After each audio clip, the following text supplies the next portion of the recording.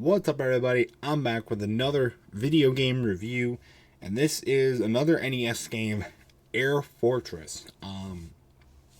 Released in I think 1980 something. Obviously, I don't remember exactly the correct date. Again, will be in the title of the video, as it usually is for the games that I don't know exactly when they're released. But I played it again on the NES. And quite honestly, I gotta say, I was coming into this thing thinking it's gonna be like this Space Invaders style game, like it's gonna be super short, flying through levels and whatnot. But you get into it, it is a lot more than that. So I've got to put my thoughts about this game today.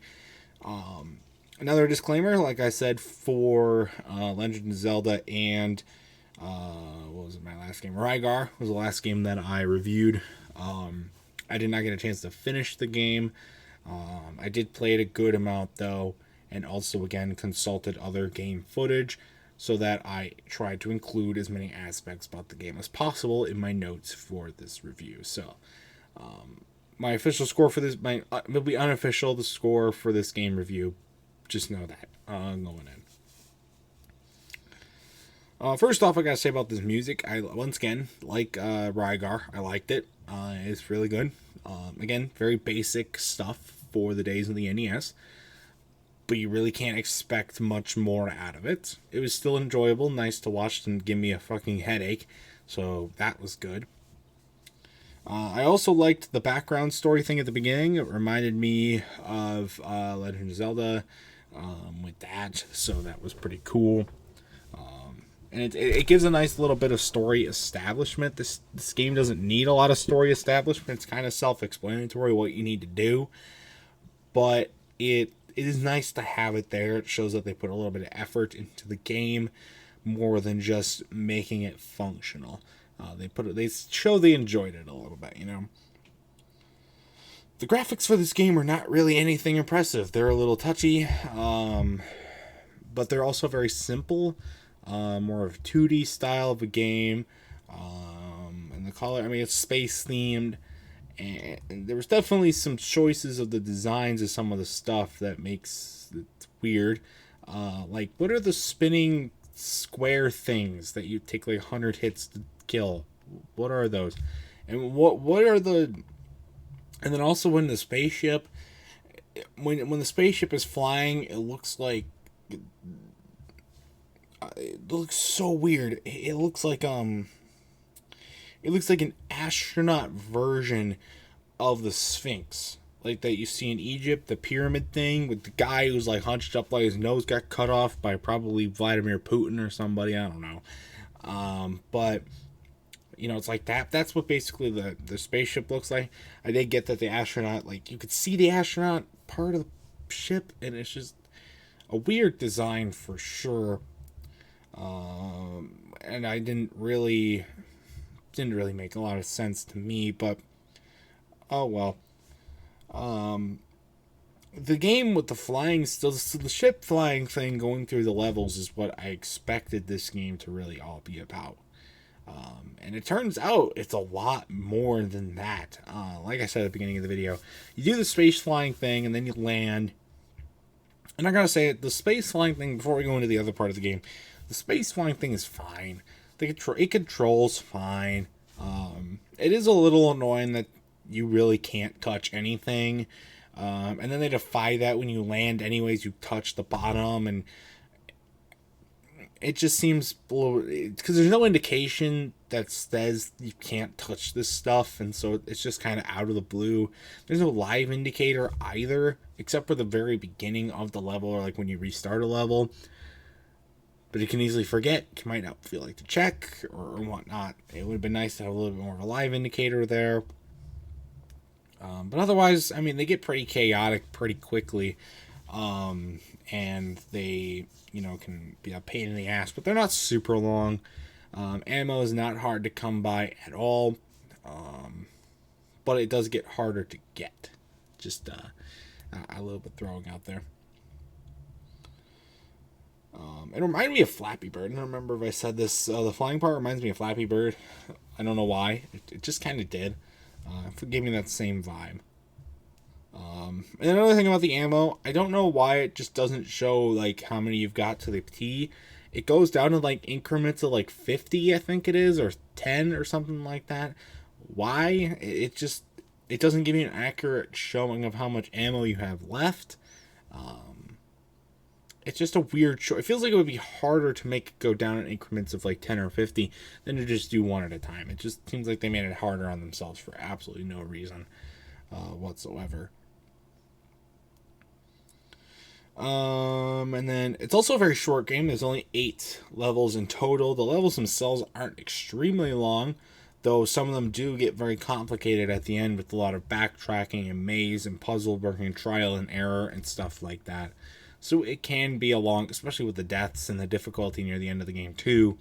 It can be a long game, so you want to take that into account if you want to play it.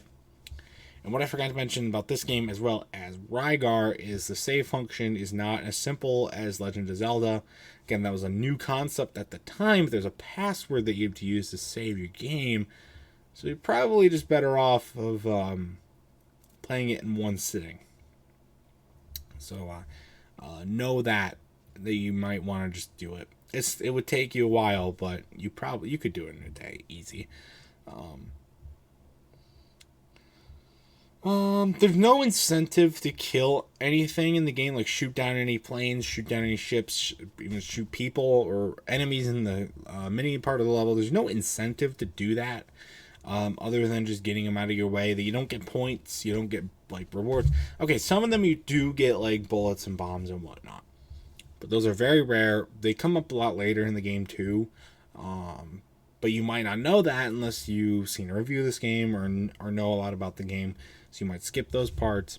But otherwise, there's not really big incentive to do that. I feel like they could have done a little bit more with that. Maybe like point system or something like that. I don't know.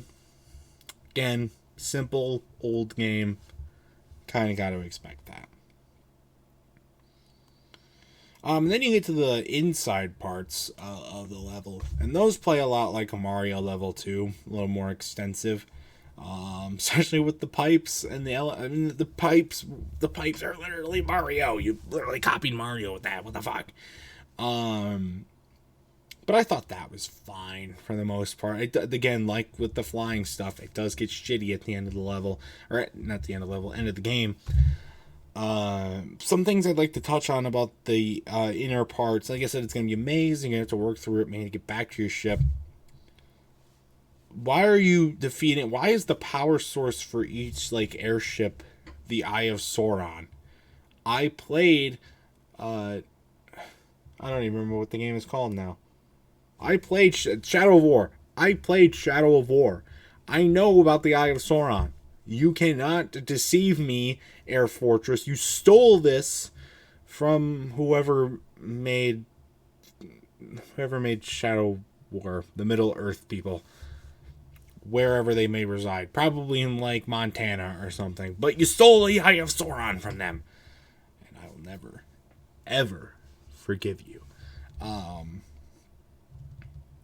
Also, when you defeat the Eye of Sauron at the ship, the whole ship just goes dark. It just goes dark. What? And the vibe of the game changes like that, just in a snap.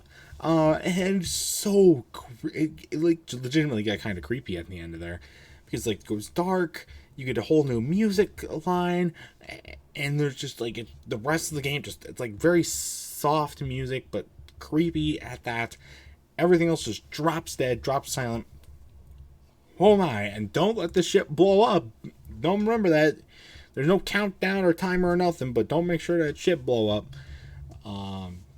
You won't want that, obviously. But that was very much like threw me off. It was creepy. Very creepy, for sure. One final thing. This is back to the flying thing in the game. The flying part of the levels. You can't turn around. The ship can only go forward. You can't shoot backward, as far as what I could try. But you can get hit from behind. So, missed mechanic move there, guys. What the hell? That really pissed me off. And I did not enjoy that. But looking at my notes again here, I think I hit everything for my notes. Yep, that was pretty much everything. So my unofficial final score for Air Fortress for the NES, I'm gonna have to give this one a 7 out of 10. It's definitely a fun little game to play.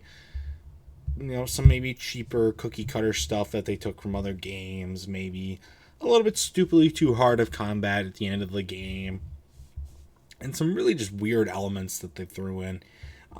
Helped downgrade this game. But overall, it's not the worst game I've ever played. But it's very simple, shorter, on the shorter side. So if you have any opportunity, I would recommend giving it a shot. I think most people playing it will probably find some enjoyment out of it. At least if it's only for a little bit, just like for me. That's going to do it again for this game review. If you have ever played Air Fortress on the NES, I'd love to know your thoughts about it in the comment section down below. And that's going to do it for this video game review. Stay tuned for much more amazing content. And until next time, I will see you guys later. Goodbye.